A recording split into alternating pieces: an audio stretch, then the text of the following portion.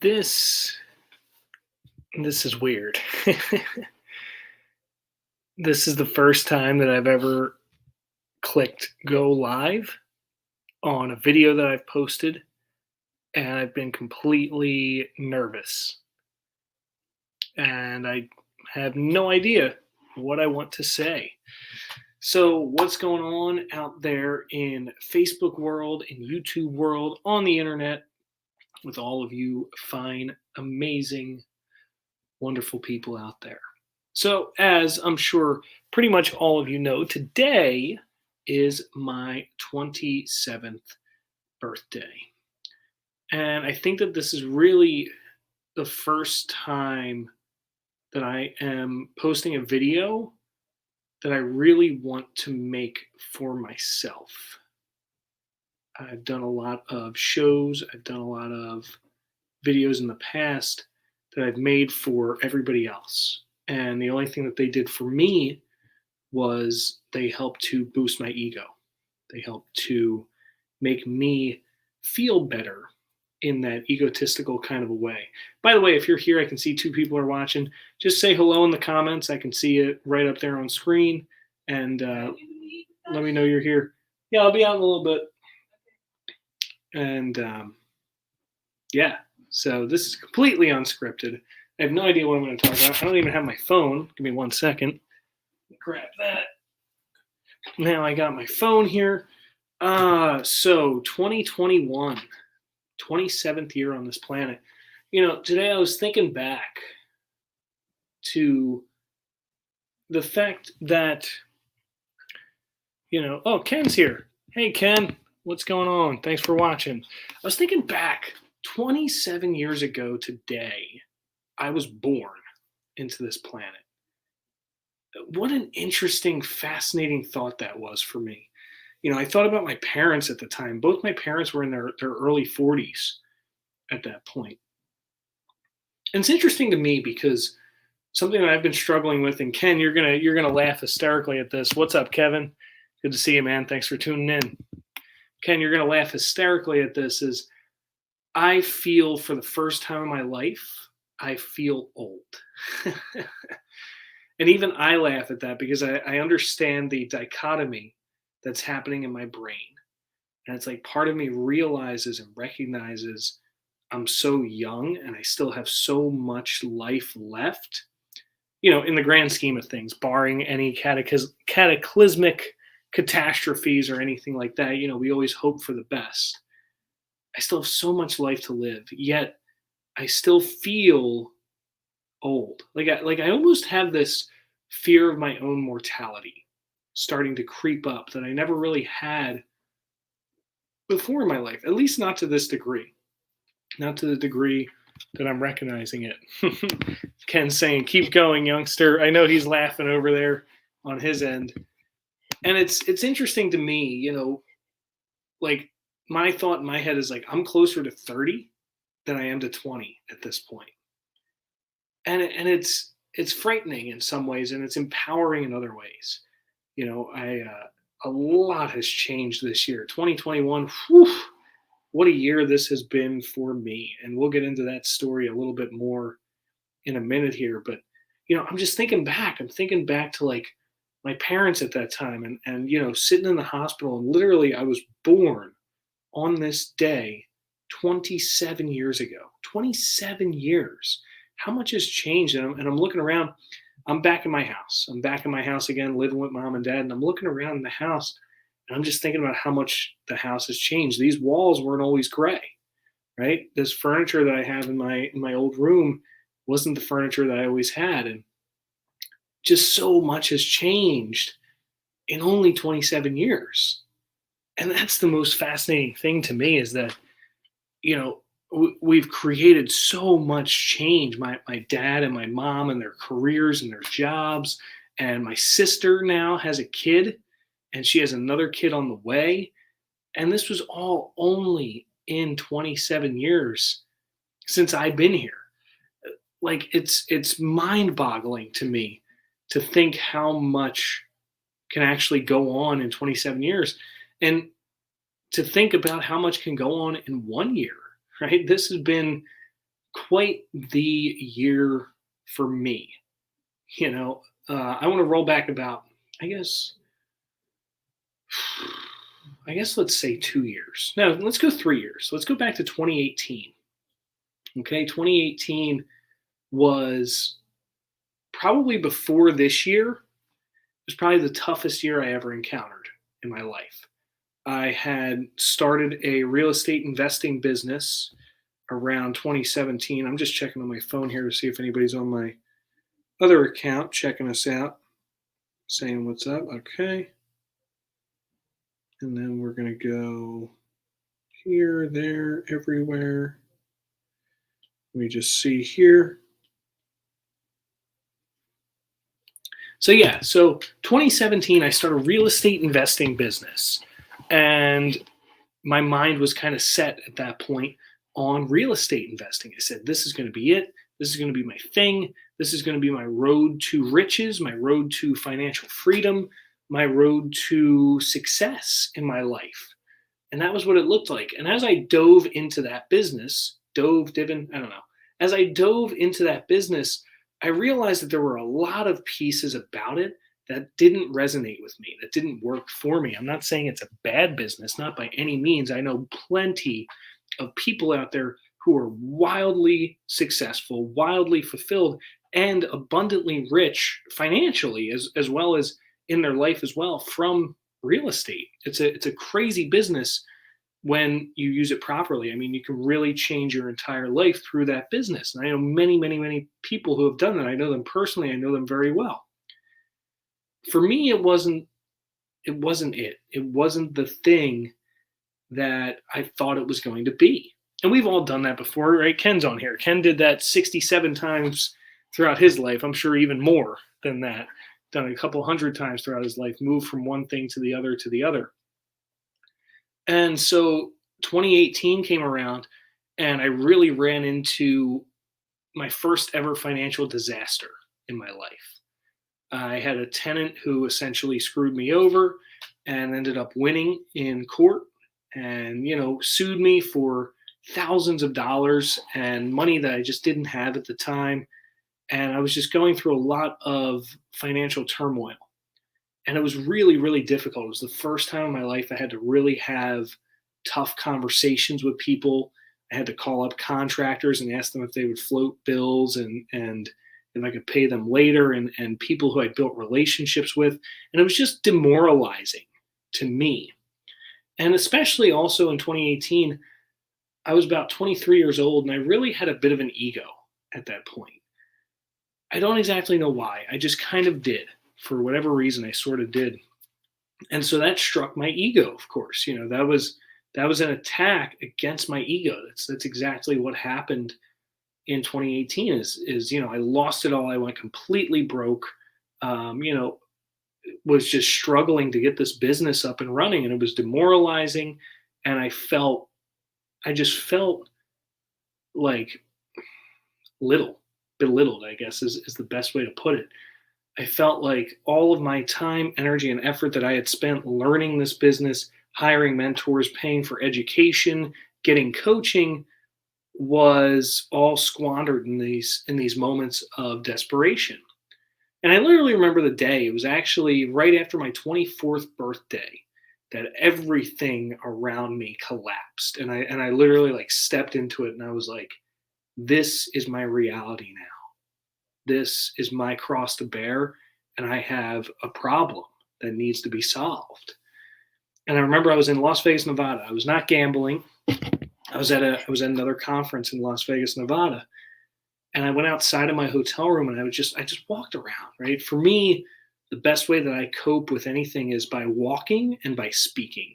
So if you guys know me really, really well, you may have actually encountered me talking to myself.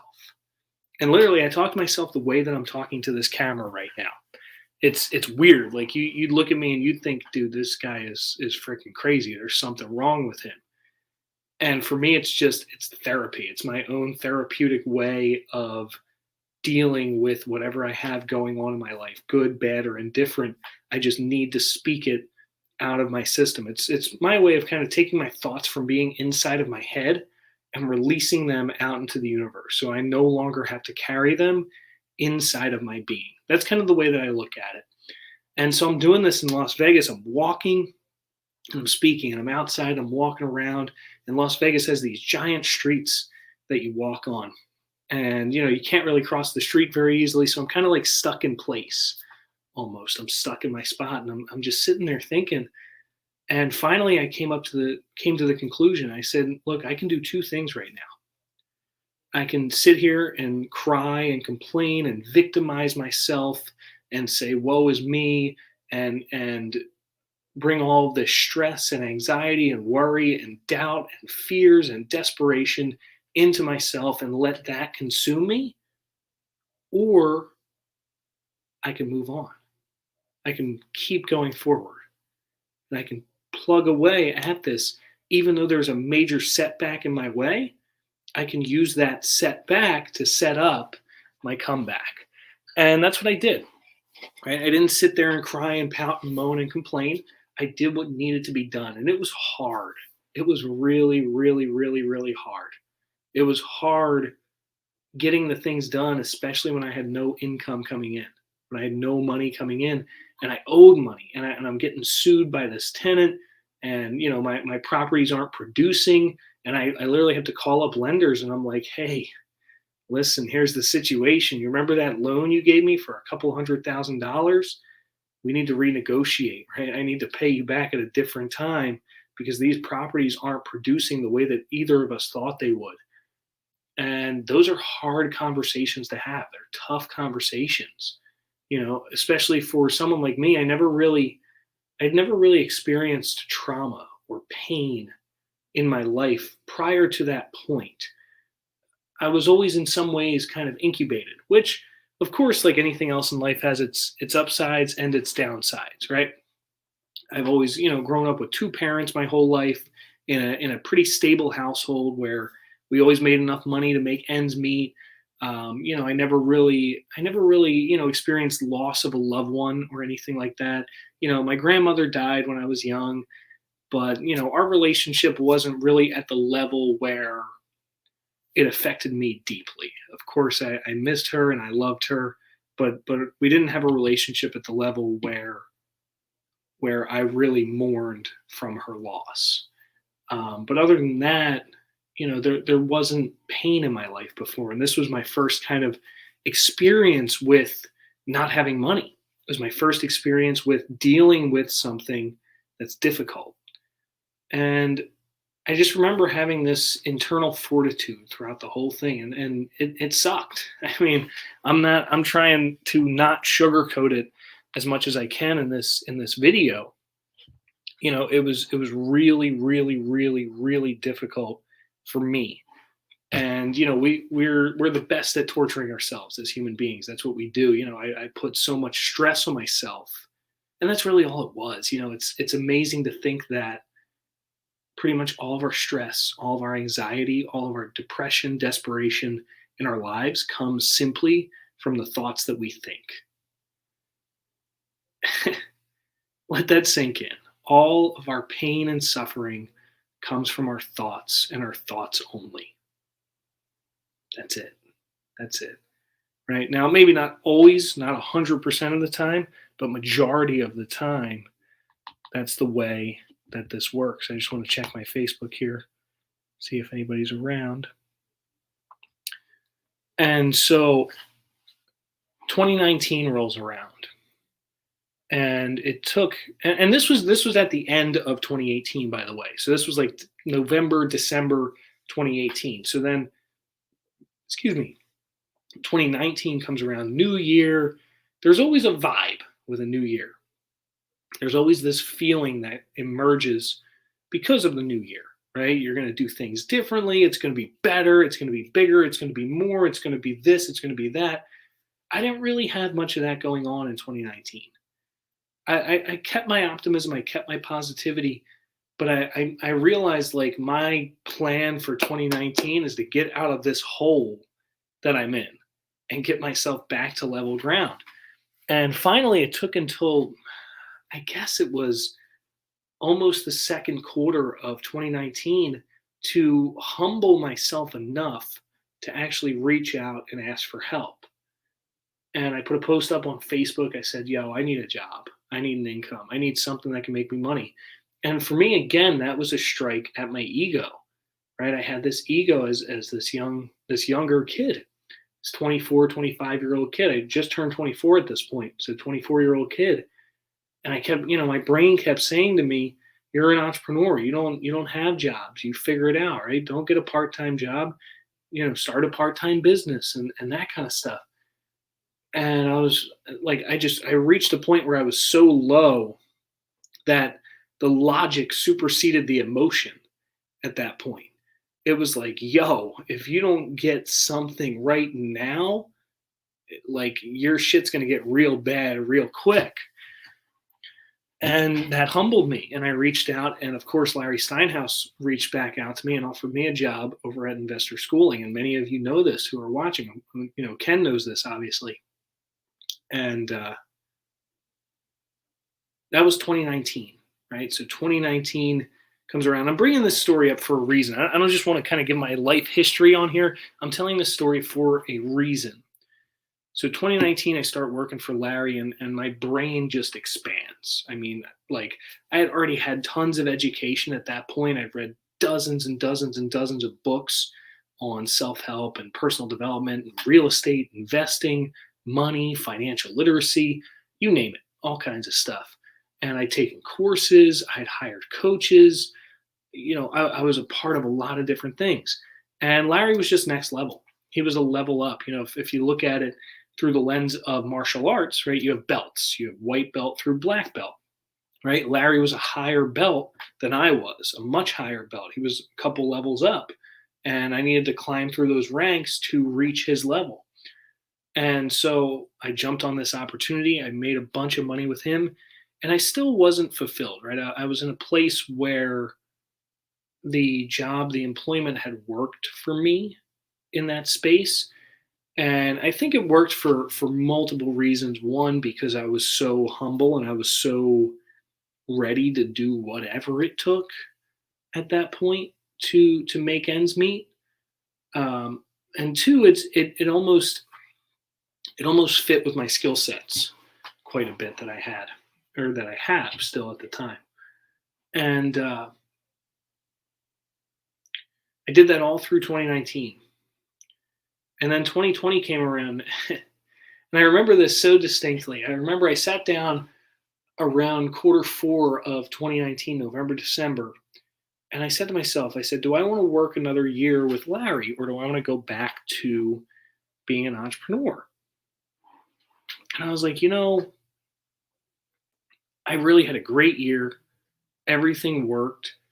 It was awesome. Why give it up, right? Why stop now? Everything worked out fine. And 2020 came around. And I literally remember, I don't have my journal with me, but I would show it to you if I had my journal. I went to a conference at the end of 2019 with, it's actually right there, that picture. This picture right here behind me, that is Mark Kohler that I'm standing with. Mark Kohler is a CPA. He's an accountant, an attorney, and a real estate investor. And he owns an accounting firm and a law firm and real estate as well. One of the smartest accountants that I know, smartest tax lawyers that I know. I mean, the guy is an absolute genius when it comes to this stuff. And the other picture right here, this guy in the white shirt, that's Dan Zatowski. I don't know if you can really see him. Dan used to use Mark all the time for all of his different tax stuff. And Mark's just phenomenal. He's phenomenal for business owners, for real estate investors. He's the guy you want to use. So I go to his event. It's in November of 2019. And a big portion of his event, he's talking about planning how to effectively plan out your year. And he says, do this thing called a strat plan, a strategic plan. And I'm like, okay, cool. So I come home and I write out in my journal this strategic plan that I'm going to do. And I literally broke down 2020 into basically like monthly goals. It was actually quarterly. So it was like January, February, March. This is what I want to do financially. This is what I want to do personally. This is what I want to do professionally. This is what I want to do. I forget what the other category was, but I broke it into categories. So it's like personal, professional, financial, and I think there was one other category. I don't remember now. And literally, like, I had stuff like so specifically dialed in. I'm like, I want to have this much access to credit. I want to make this much money with this stream of income. I want to make this much money with this stream of income. I want to do this for myself. I want to do this with my job. I want to go here. Like, it was so perfect, for lack of a better word. It was so dialed in and so tuned, like, to precisely what I wanted. And I remember before January 1st even came around, I was crossing stuff off on my list. Now I didn't make the list exorbitantly out of reach. I didn't say, oh, I have hypothetically, I have $10,000 worth of available credit. I want to increase my credit to $100,000 by January. That's outrageous. But I would say I want to increase my credit to $20,000 by January, and then by April, I want it to be $50,000 or 40 or whatever, right? So, like, I was giving myself realistic but tough goals, and I'm crossing it off, and I'm so excited. And then January comes around, and I crossed off one of the things on the list, which was this picture right here behind me. So this is a picture of me and Dr. Robon Bowen.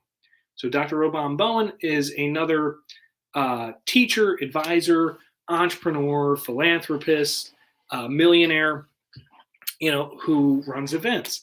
And he ran this event in January, and I'm like, yeah, I'm all in. Let's do it.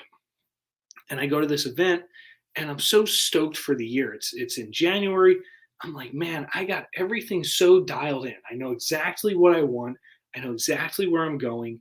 I got all of this stuff figured out, and I'm so excited for this year. Well, we all know what happened 3 months later. All of my plans got reset because of this little thing called COVID. And it was interesting for me. It was interesting for me because COVID came around and a couple things started happening. One, I wasn't able to cross off my goals on this list anymore. Two, investor schooling had grown and COVID had came around, and those two kind of juxtapositions to each other allowed investor schooling to level out, and it balanced itself out. Larry kind of saved this company in a way by, in a sense, I mean, I don't want to get into too many details because obviously it's not my business or anything like that. But let's put it this way: the job that I was doing had changed to a degree, and the change that it underwent didn't sit well with me. It didn't fulfill my soul the way that this position used to, and it wasn't a good fit anymore. And I tried to make it a good fit, and I did a lot, but when it doesn't work, it doesn't work. And for me, it was interesting because people have different reactions to 2020. 2020, they say, "Oh, it was my best year yet. It was my worst year yet." Right? That's you typically get either end of the spectrum. You either get like it was awesome or it was terrible. For me, it was kind of neutral. It was sort of kind of neutral. It didn't really sway me in either way, especially in the beginning. And then May came around. So COVID started around March, then we had April, and then we had May. And in May, I met a girl. And,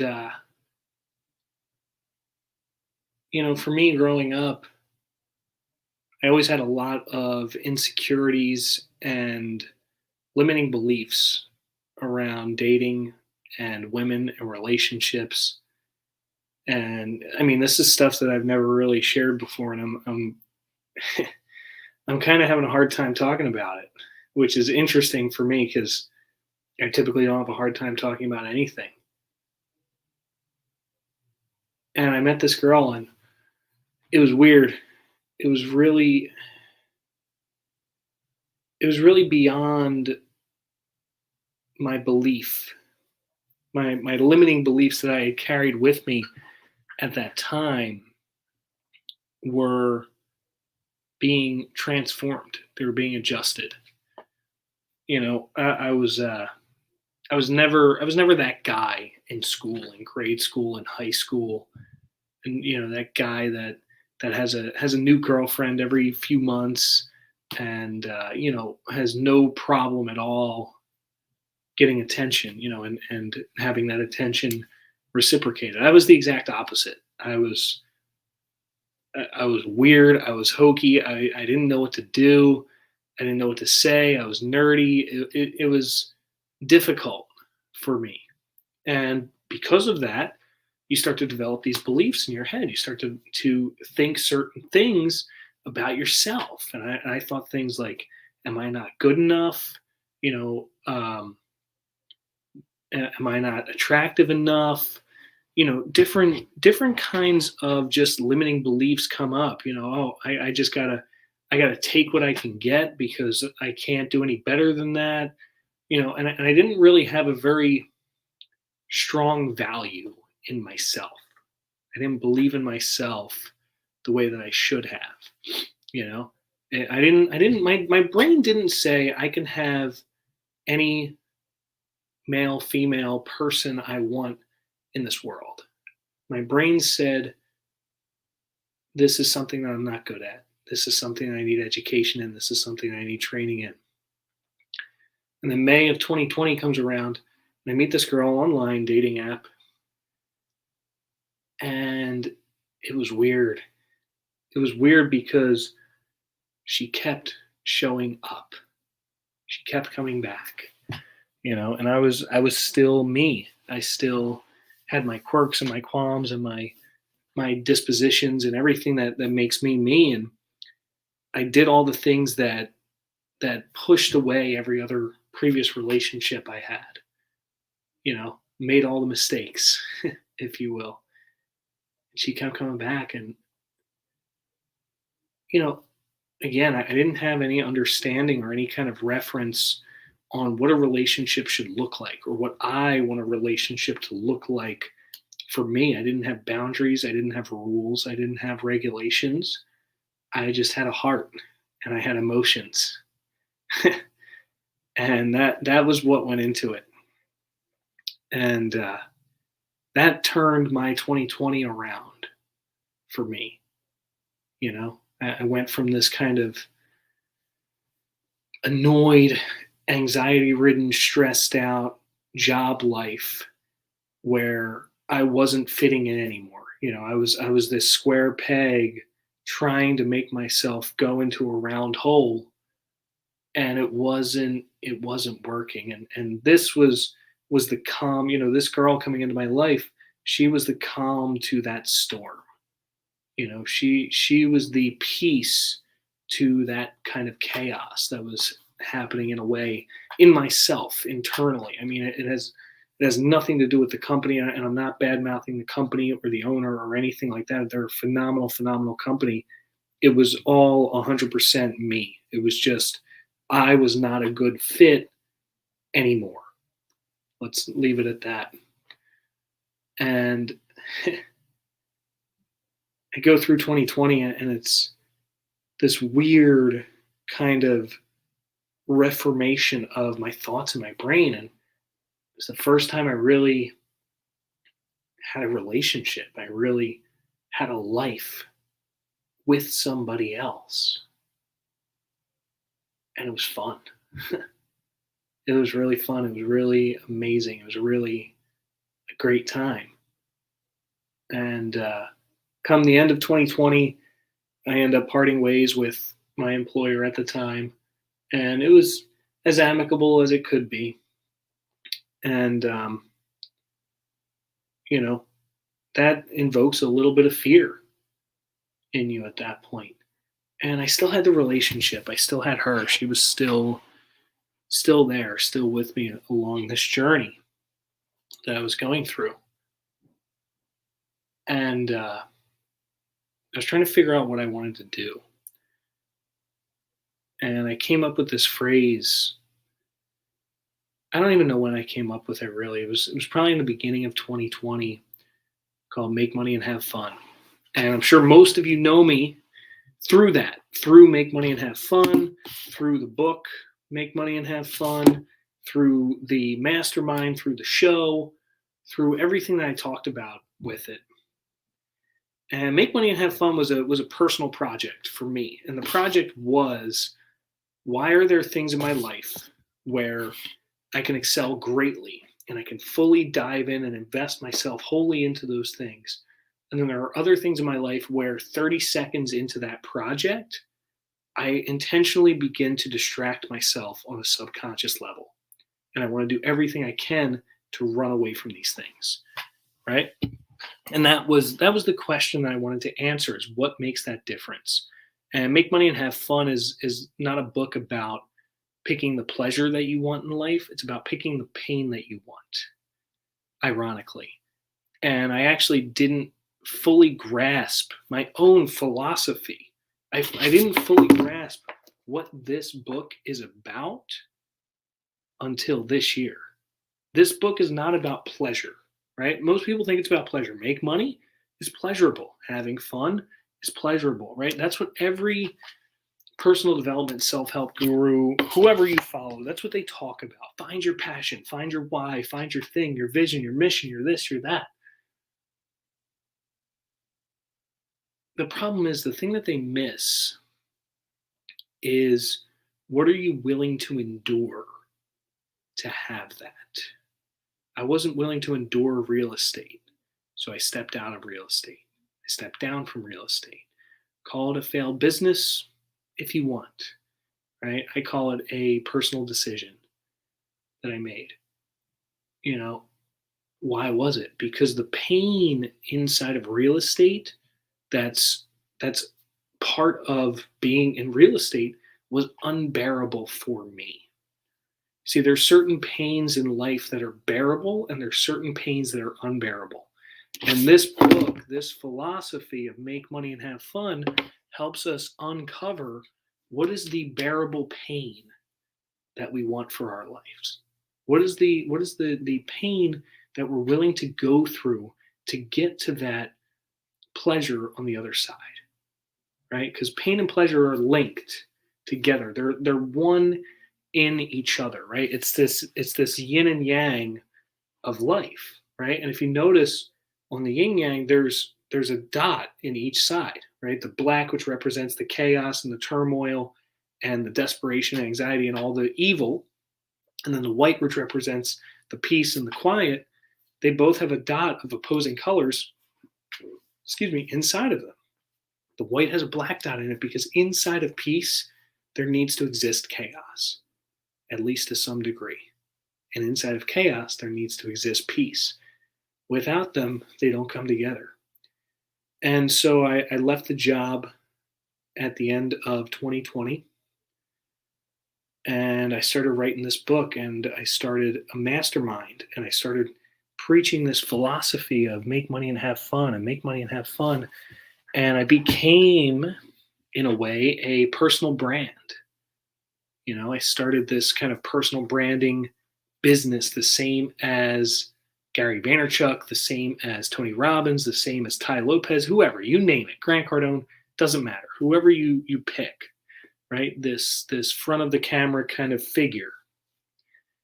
And that's the funny thing, is that's what I thought my happy place was. I thought my happy place was this public speaking. That's what I thought Make Money and Have Fun had pointed to for me. You know, it was this get up on stage, public speaking, writing books, traveling the world, and all of that.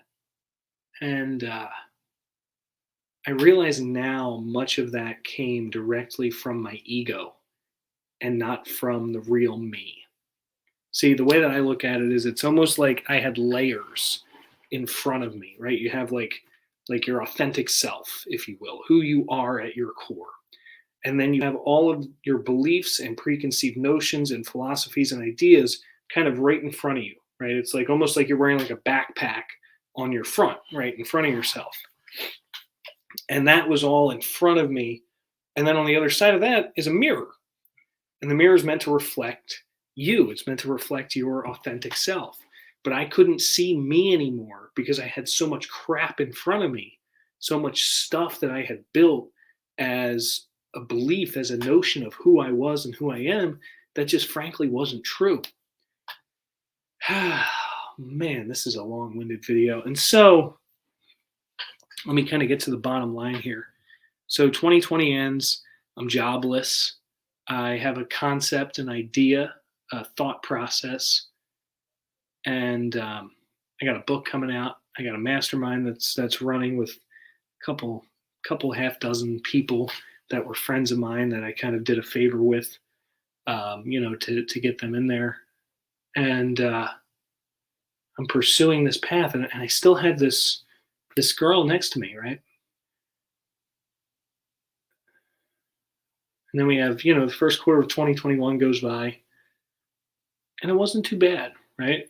I made it by. I did everything that I needed to do. My business didn't thrive by any means, right? It was not, I was not rolling in it. I was not making money and having fun, like the title of the business would say.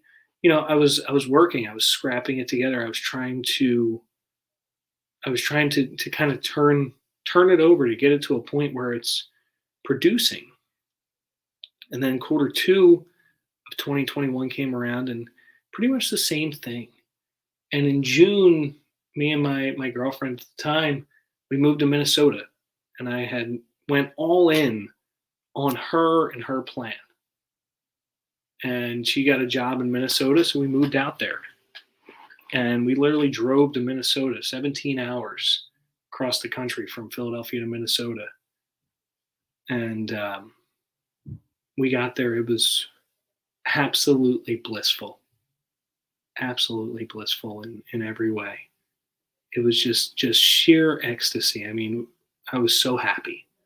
And I don't want to speak for her, but it seemed like she was happy too. And that lasted for about 4 weeks. And then another 4 or 5, 6 weeks later, it was over. The day before we broke up, I almost died. I literally almost died in my life. Like, could have been it. That could have been the end of it. August 21st, 2021. So I had this weird kind of condition, and I don't, the funniest part is I don't even think I have it anymore.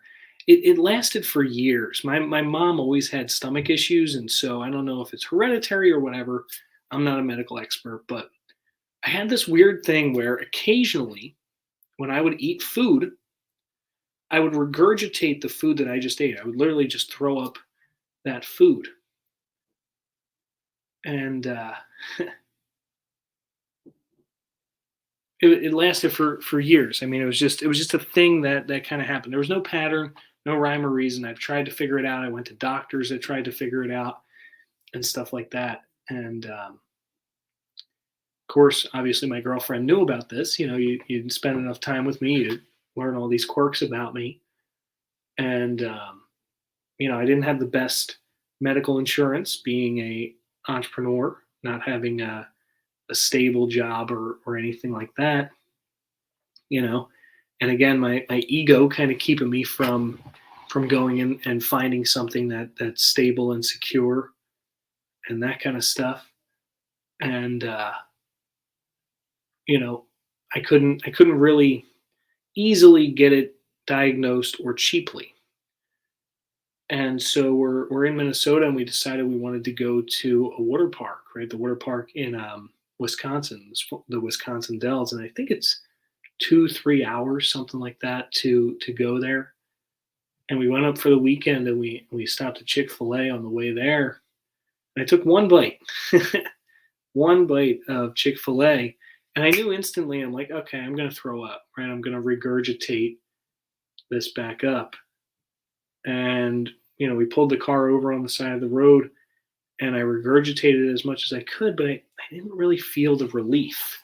I mean, usually what would happen is I would just like it almost felt like to me what happened was the food that I ate would get lodged in the bottom of my throat and it would get stuck there. And then I would throw it back up to move it like out of the way in a sense. And then once I did that, I was fine. I was back to being normal. Well, this time I wasn't fine for whatever reason.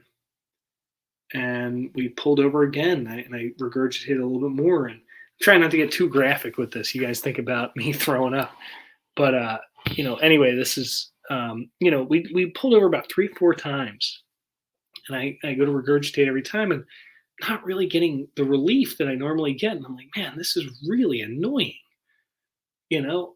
So I'm like, all right, let me sleep on it and see how I feel in the morning. So I go to bed that night. We get to the hotel room, go to bed, wake up in the morning, and we go to eat breakfast. I can't eat anything. Everything that I eat comes right back up.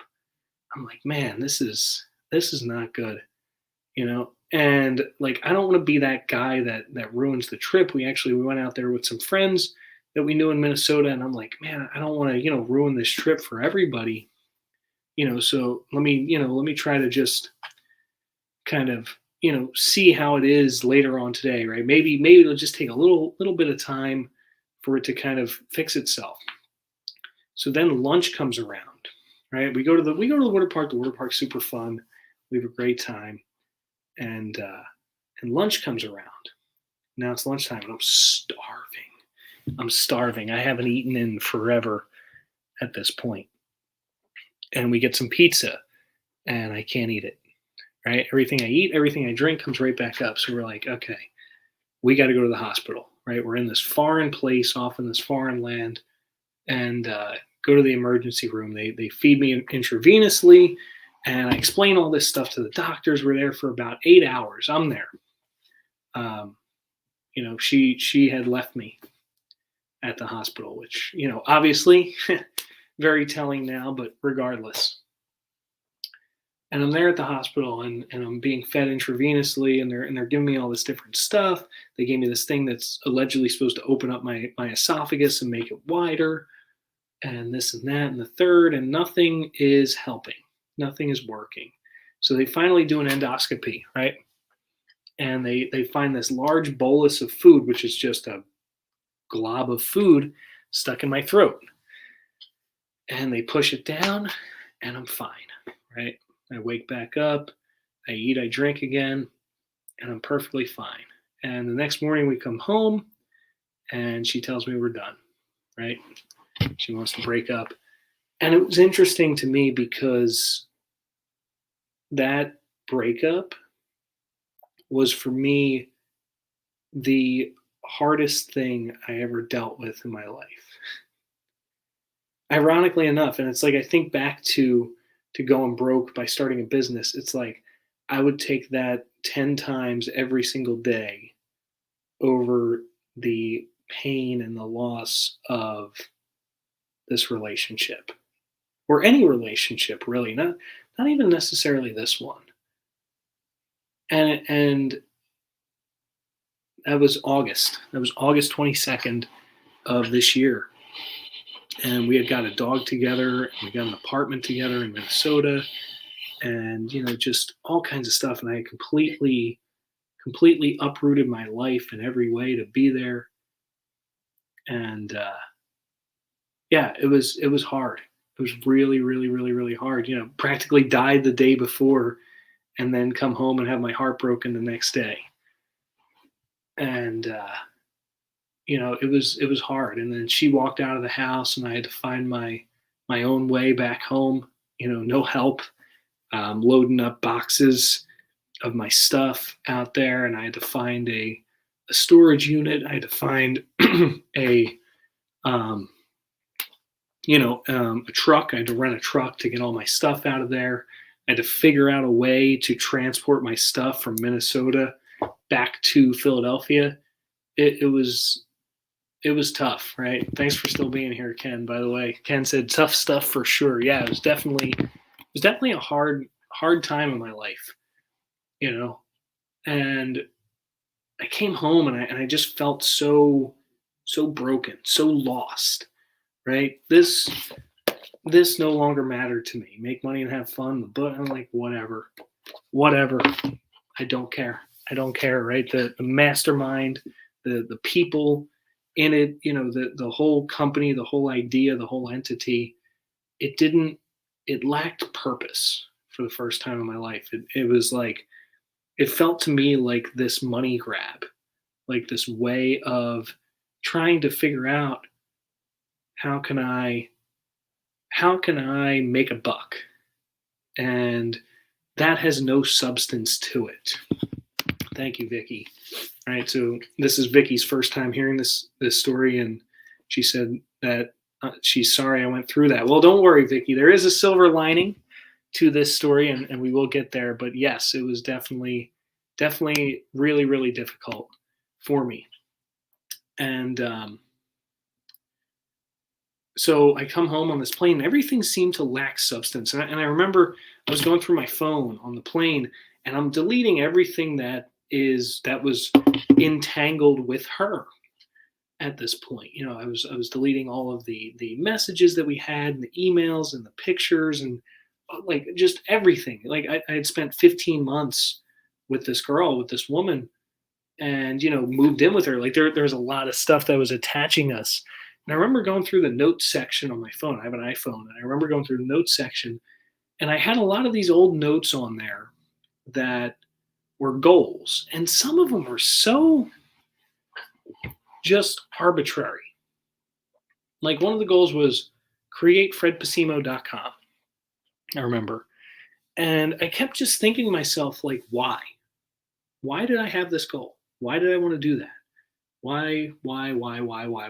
And there was no real defining kind of reason behind it. It was kind of just like an ego stroke, right? That's really what it came down to. And what it felt like for me is like I was just kind of doing this for my own personal pleasure, but there was no real like overarching kind of reach to that. And so it was like the first time, and I think that this is why losing the relationship was so much harder than going bankrupt on the business, because when I lost the relationship, I also lost my sense of purpose and my sense of drive and my sense of meaning in my life. Whereas going broke with the business, it's like, okay, just make the money back, right? Like you still have this picture drawn in your head, this ideal future, right? This future destination, this place that you're not at yet, but you want to get to is still there. You just lost a tool to help get you there. So go make another tool. Go get the tool back and then get yourself there. And I came back, and obviously, I'm grieving, I'm stressing. My parents were loving enough to offer me, my childhood home, which I'm back in again, which again, has ups and downs. We're not going to get into that whole discussion. But, I came back home and I was just completely lost and completely grieving and had no clue what I wanted to do with my life. And, I was thinking back to like, I lost everything this year, right? I lost my girlfriend. I lost my dog that we got together. I lost the apartment that we got together. I lost my sense of meaning. And it became like the theme of my life was loss. And I came back and I'm searching around to find something to do with an income. And I'm searching around to find a car and a house and, lodgings for myself, and just like completely reset my life in every way, right? They just completely shifted this whole thing. And I'm also trying to figure out how to cope with my emotional state at this point. And about, I don't know, 3 weeks after I came back home, I got a cold message on Facebook. And look, building a personal brand, I get so many cold messages on Facebook of people trying to sell me some crap all the time, and I just get so annoyed. And I'm like, really? Like, what do you have for me? What is this amazing opportunity that's going to make me a millionaire overnight? And so I get this other message from Matthew Brenner, and he says, "Hey, I have a position open for a karate instructor. Are you interested?" And I had another limiting belief in my head, and that limiting belief was that karate instructors can't make a lot of money. But I said, you know what? I'm down, I'm out, and I need some kind of an income. And this is something that I've done for 5 years, right? I taught martial arts for 5 years. I trained for about, I guess, probably in total like 16, 17 years, something like that. Not always consistently for about 15 years. And then 2 years was a kind of an on and off phase, not really a whole lot of training or anything like that. Um, and so I'm like, what the heck? And he offered me an incentive program that was, in my mind, insane. I'm like, whoa, you can make how much doing this? I'm all in. And it became really interesting, right? Vicky said a second ago, that's definitely a lot um, in a short time. Yeah. So, I was hit with a lot at once, and it was really, really hard. Um, Thank you, Nicole. Nicole said I'm one of her favorite martial arts instructors. Nicole's one of my old adult students. Not old as in she's an old adult, but she's a previous former student. I got your back, Nicole. Don't worry. Um, so so I start going over there, and I start training there, and it's funny because I started winning bigger than I ever had before, right? Like I'm making more money now than any point previously in my life. But when I first started there, I felt completely unfulfilled. And I was like, yeah, this is great. I got a big paycheck. Who cares? Who cares? You know, because it's like that, the only time you taste, like the only time that everything tastes bad is when you taste something sweet or something like that. I don't even know if that's a real quote, but it's like I got to taste the sweet part of life when I was out there doing everything with the X and that whole part of life. And now it's gone, and I know what I'm missing out on. It's like, would you rather be blind from birth, or would you rather become blind later on in life? Like that kind of interesting thing. And it's like I became blind to, like, just to follow this analogy, later on, and now I know what I'm missing because of that. Excuse me. And so, just to kind of wrap this up, I'm doing this thing with the martial arts school, and it's great. I absolutely love it. Or actually, I don't love it at first, but it's great for me as a source of stability, as a way to keep busy, as um, you know something to kind of take my mind off of all this loss that I encountered. And as I'm moving through it, I realize there is an abundance of opportunity here with this company, with this organization that I'm a part of, and it falls right in line with everything that I've been doing. Right? It's almost like martial arts finds you. You don't find martial arts, right? That's kind of one of my beliefs that I'm very firm on, is that martial arts finds you, right? When I was a kid, it found me. It called to me. It tugs on the strings of my soul, basically. And there was actually an opportunity before I left to go to Minnesota. There was an opportunity to become a martial arts instructor, and I didn't do it because obviously I was going to Minnesota.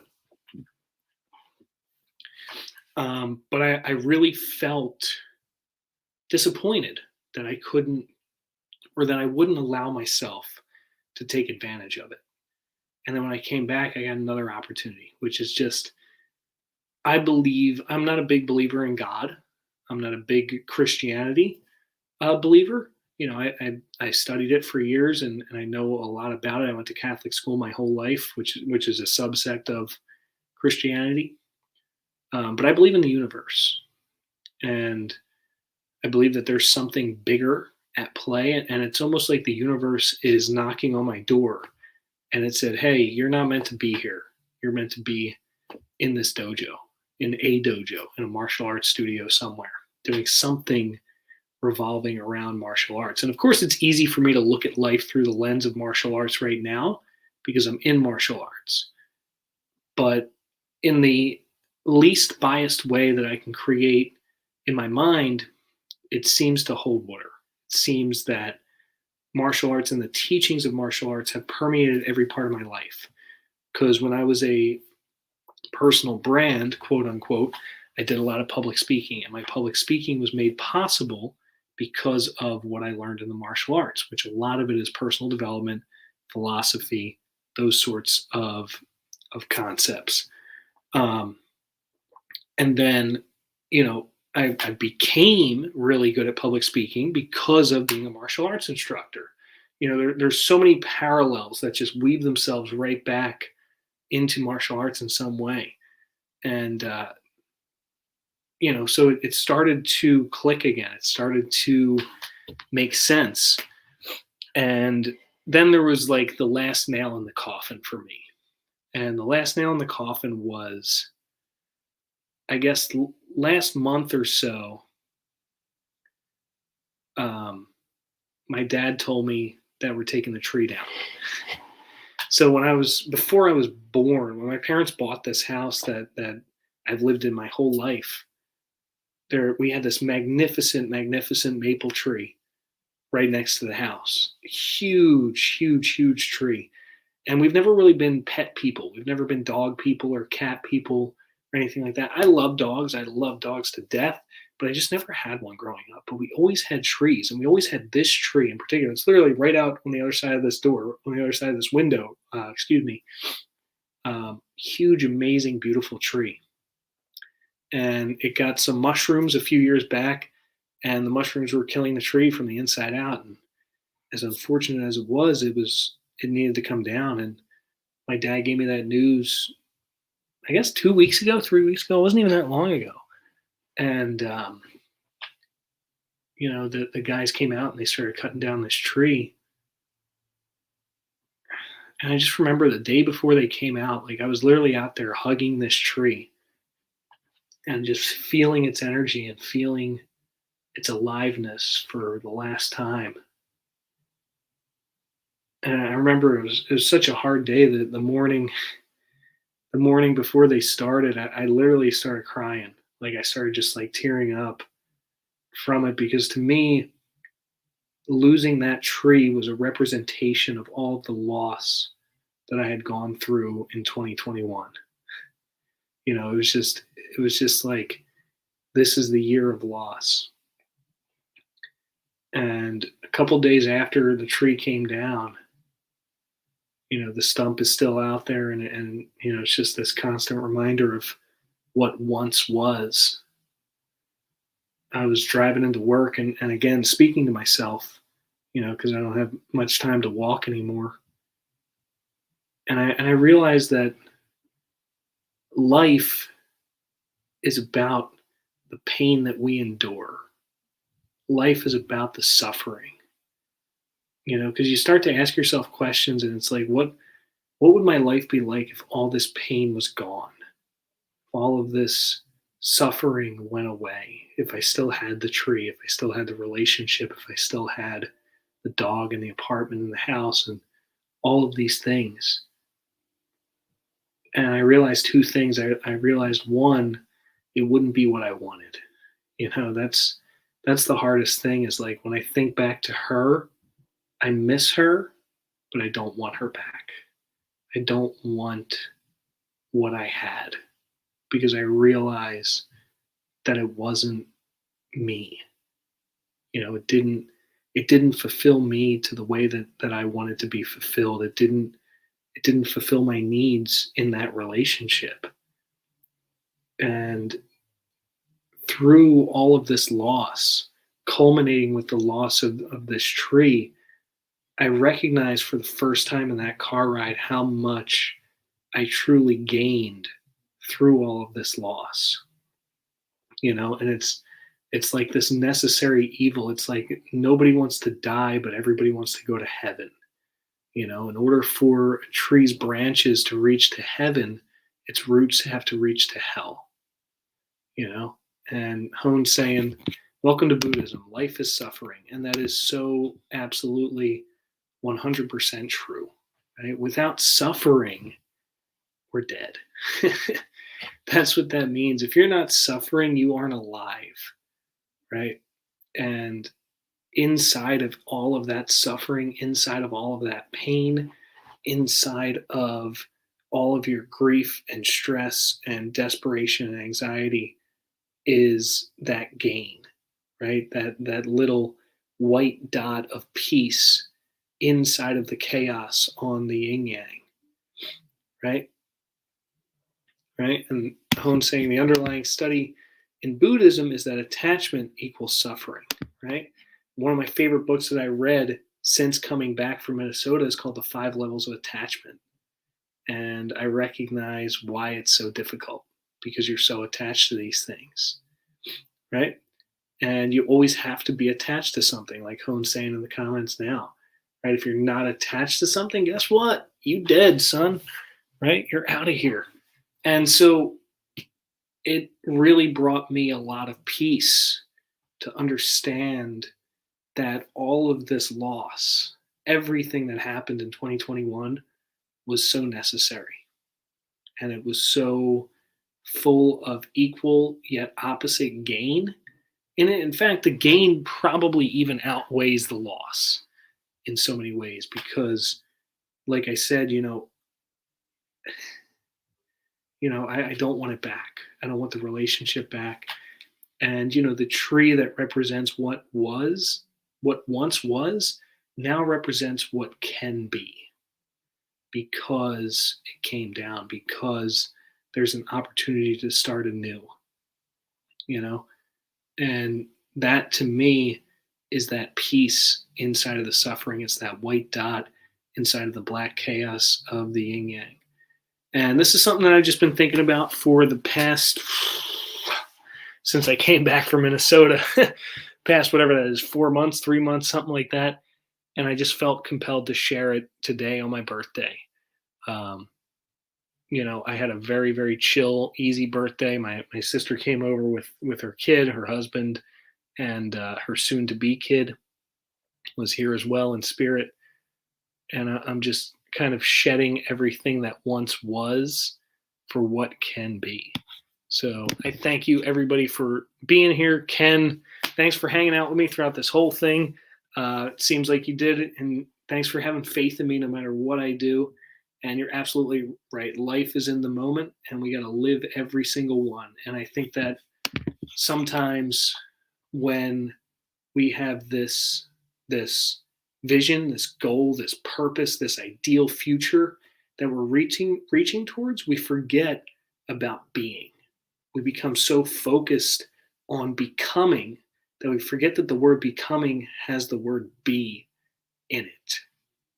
And we need to be along the way. And so for me, I'm really so blessed and fortunate to have amazing people like you in my life. I'm thankful. I'm grateful for everything that I lost this year because with it came an abundance of so much gain, an abundance of so much good in there. And I'm looking forward to 2022. I'm looking forward to being 27, seeing what 27 is like. Hone, if you're still here, dude, I think back all the time to being 22. And I felt so different at 22 than I do now. And 22 is when you and I met, if you can believe it or not. That was 5 years ago. Crazy. But yeah, time flies. Go live in the moment. Be here now. Enjoy every second because they're all worth it. I love it. Thank you guys so much. Thanks everybody for all of your happy birthday wishes. I'm sorry this went way longer than I ever thought it was going to be. This was like a 12-minute speech in my head, and here we are over an hour. But I thank you for listening. I thank you for being a part of this. I'm grateful for everything that's happened this year, and I'm looking forward to an even more abundant and even more gain-filled 2022. Have a great holiday, everybody. Have a great new year, and I will see you very, very soon. See you guys.